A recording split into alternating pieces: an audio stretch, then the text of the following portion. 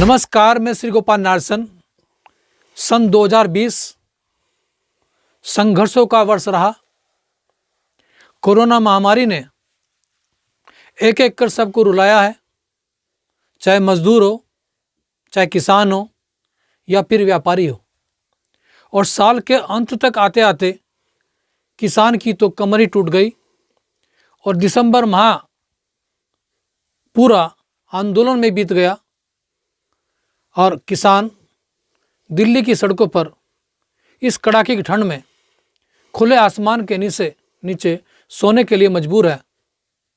लेकिन सरकार पसीज नहीं रही। आज भी 40 किसान संगठनों के प्रतिनिधियों की वार्ता तय हुई। अभी तक ये परिणाम इसका क्या होगा ये तो भविष्य के गर्भ में है, लेकिन इतना जरूर है कि जब जब भी किसान रोता है तो उस देश के लिए यह शुभ संकेत नहीं है। आज हमारा सौभाग्य कि आज हमारे साथ किसान के एक बेटे उदय सिंह पुंडीर हैं, जो रुड़की के निकट डंडेरा गांव से ताल्लुक़ रखते हैं और आप क्षेत्रीय महासभा के प्रदेश अध्यक्ष भी हैं। साथ ही कांग्रेस सेवा दल के प्रदेश महामंत्री और प्रदेश कांग्रेस कमेटी के एग्जीक्यूटिव मेंबर भी हैं। उदय सिंह पुंडीर जी, आपका बहुत स्वागत है। धन्यवाद नारसन जी, बहुत बहुत। और मैं पूछना चाहूँगा कि आरटीआई में अभी पता चला है कि इस कानून को बनाने से पहले जो 3 कृषि कानून बनाए गए हैं, किसानों की कोई राय नहीं ली गई जी। तो क्या ये अलोकतांत्रिक नहीं है? बिल्कुल बिल्कुल लोकतांत्रिक है, क्योंकि देखिए, जब आप किसान के लिए कानून बना रहे हैं तो आपको किसान की राय लेना बहुत ज़रूरी होता है। आप किसी के लिए भी कानून बनाओ तो आप उसका सर्वे कराते हैं, उसके बाद लोगों से बातचीत करते हैं कि भाई इसका क्या इफेक्ट होगा, क्या इम्पैक्ट होगा, उसके बाद आप कानून बनाते हैं। आपने तो किसानों को पूछा ही नहीं। आप ही के माध्यम से, जैसे आप बता रहे हैं कि आरटीआई से जानकारी मिली है कि किसी किसान को न बुलाया गया, न पूछा गया। आनन फानन में जब विश्व में वैश्विक महामारी हो रही थी, उस समय में ये कानून लाने की कोई आवश्यकता नहीं थी और लाना भी नहीं चाहिए था। अगर लाते भी तो किसान का एक डेलीगेशन, जैसे 40 संगठनों के प्रतिनिधि हैं, उनको बुलाकर एक बार इसके बारे में अगर आप बता देते तो इतना संघर्ष ना होता। और सबसे बड़े दुर्भाग्य की बात यह है कि लगभग 2-2.5 महीने हरियाणा और पंजाब में ये संघर्ष चला। इस भरी सर्दी में किसानों के ऊपर पानी की बौछारें की गई।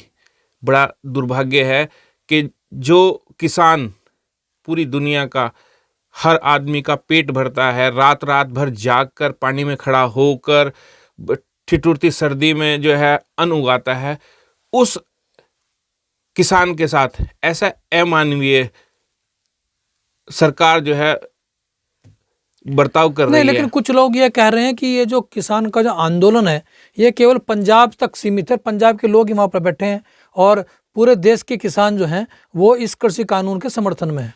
मैं उन लोगों को ये कहना चाहता हूँ, अगर आपको हरियाणा और पंजाब का ही ये आंदोलन लग रहा है तो आपने दिल्ली के चारों ओर से आने वाली सीमाएं क्यों रोक रखी हैं? आपने सारे बॉर्डर क्यों सील किए हुए हैं? आपने यूपी का बॉर्डर क्यों सील किया है? आप मुझे बताइए। महाराष्ट्र से लेकर गुजरात से लेकर पूरे कई प्रदेशों के लोग जो है वहाँ छुप छुपा कर आ रहे हैं और अपनी बात कहते हैं। सरकार किसी भी किसान का अगर नाम उनको पता चल जाए तो वो उन्हें दिल्ली की ओर जाने नहीं देती। रही बात, देखो सरकार क्यों भ्रमित कर रही है सब लोगों को। सरकार कहती है कि किसानों ने सारे चारों तरफ से बॉर्डर सील किए हुए हैं।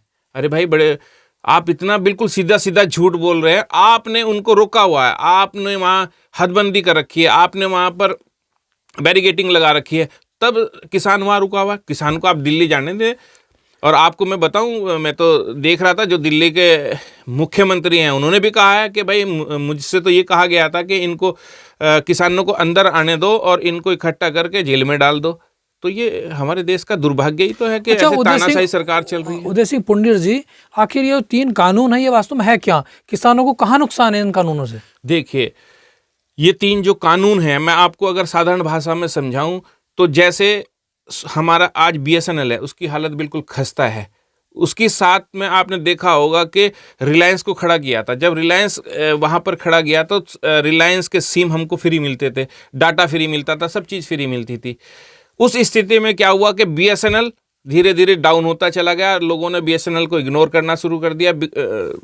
मतलब ये समझिए कि एक सबसे बड़ा दुर्भाग्य ये भी है कि हमारे देश का प्रधानमंत्री हमारे सरकारी संस्था को छोड़ के, BSNL को छोड़ के जियो का प्रचार कर रहा है। ये भी बड़ा दुर्भाग्य। पहली बार ही हमने जीवन में सुना है अपना। मैं निवेदन किसानों के बारे में कर रहा था। जी, मैं वही अपनी बात पूरी करूंगा। तो मेरा कहने का मकसद ये है कि आपने कहा कि हम जो है मंडियां स्थापित करेंगे, प्राइवेट मंडियां। तो आप अगर जब प्राइवेट मंडियां स्थापित करेंगे तो सरकारी मंडी क्या करती है, 6% आपसे शुल्क लेती है। जो आप कोई भी सामान अगर उत्पाद अपना बेचोगे तो उस पर 6% का टैक्स लेती है। प्राइवेट मंडी जब उसकी बराबर में आएंगी वो फिर आपसे 6% टैक्स नहीं लेंगी, और हो सकता है कि कुछ समय के लिए वो ज़्यादा प्राइस भी आपको दे दें।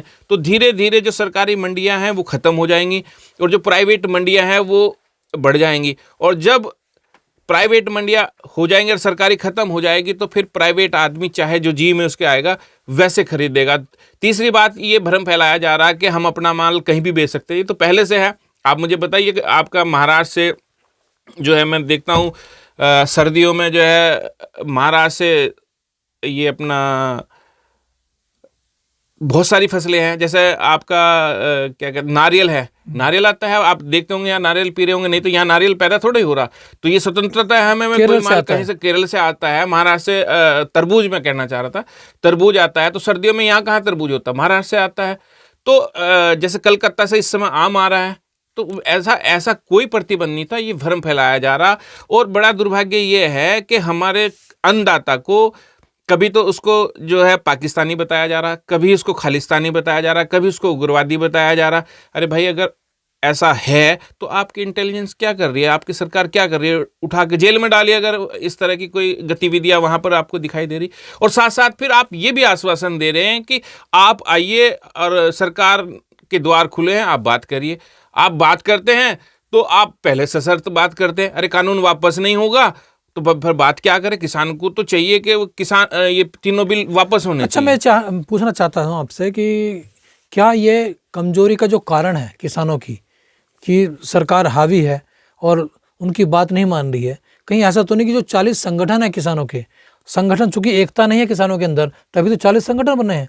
तो अगर अलग अलग बात करनी पड़ी सरकार को, कहीं उस फूट का फायदा सरकार को मिल रहा है। तो ये आखिर किसानों का एक संगठन क्यों नहीं है, एक छत के नीचे क्यों नहीं आ पा रहे हैं?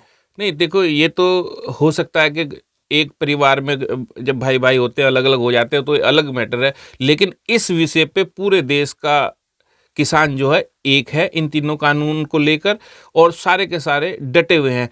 कुछ लोग ऐसे हैं जो जिनको हम किसान नहीं कह सकते, वो सरकार के नुमाइंदे हैं, सरकार के लोग हैं जो आकर बरगलाते हैं और इस तरह की बातें करते हैं।